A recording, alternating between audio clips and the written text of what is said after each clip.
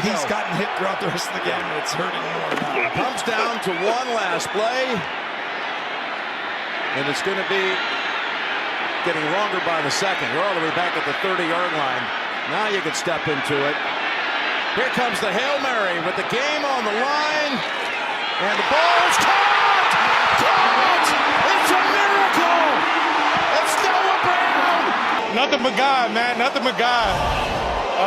Without him, I didn't even think I'd be playing this week. But, man, all glory to God.